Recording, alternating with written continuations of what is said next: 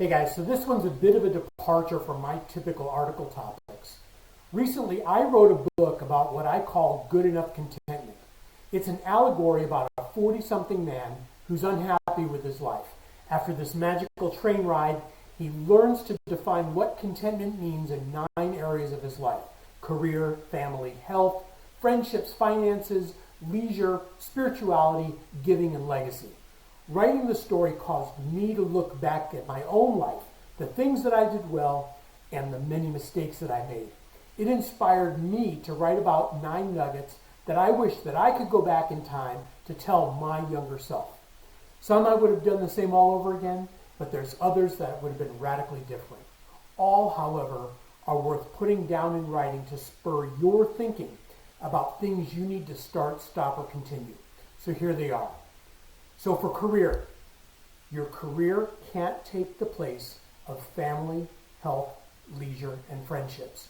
So in the movie The Family Man, Nicolas Cage's character is a hard-charging investment banker who gets to see what his life would have been like as a middle-aged, middle-class husband and father. He comes to realize that there's much more to life than business. By all means, continue to vigorously pursue your career aspirations, but not at the expense of other important areas of your life. For family, don't squander memories. My father worked very hard as a baker, so much that he missed out on many family events. In his last years, he told me how he regretted missing so many events and milestones with my 5 siblings and me. Don't look back on your life regretting not being there for the memory makers.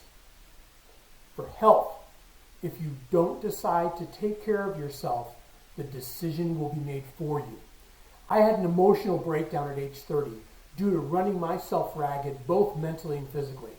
I thought I could just keep pushing and tough things out. Wrong. I had no choice but to stop and make some changes to get myself happy again. If you don't focus on taking care of your health, something out of your control will happen to force you into action. For friendships, have a couple of friends who would help you out at 2 a.m., no questions asked. Recently, I was on vacation when a tenant in our rental property called and said the washing machine wasn't working. I was 3,000 miles away and I couldn't get there, so I called a dear friend who was at the rental in 30 minutes and addressed the problem. Having a couple of close friends you can rely on to help you out of a jam is worth gold. Being someone your friend can rely on also is just as important.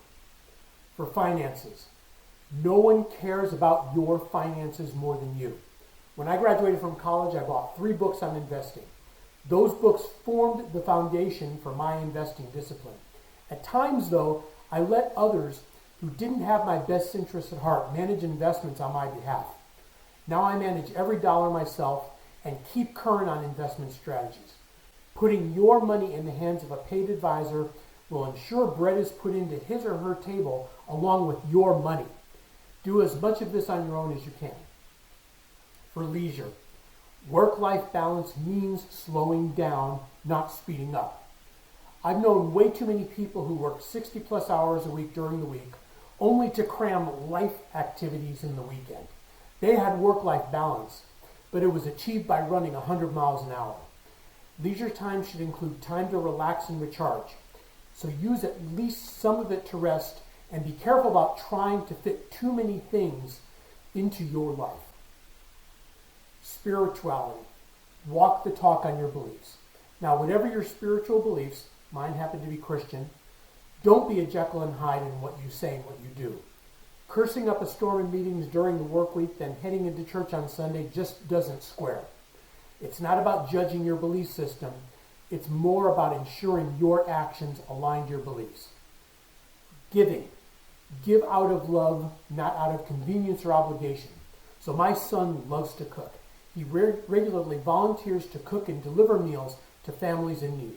He loves to give of his time and money to help families who need a hot meal enjoy his cooking. The quantity and type of giving is up to you. Just do it out of love and enjoy the gratification you get in return. Lastly is legacy. Live to your eulogy. A number of years ago, I created a personal purpose statement. After a lot of soul searching, I came up with, I will work to help others to help themselves and not simply enable them. When I die, I want people to say 3 words at my funeral. He helped me. If you have a personal purpose statement or mission statement, live it. If you don't have one, a book like The Purpose-Driven Life might be helpful to you. So my hope is that you, my readers, might be able to glean something from my life lessons. If I help you or do something differently about some aspect of your life, then mission accomplished. Thank you for helping me to live out my purpose statement to help you to help yourself.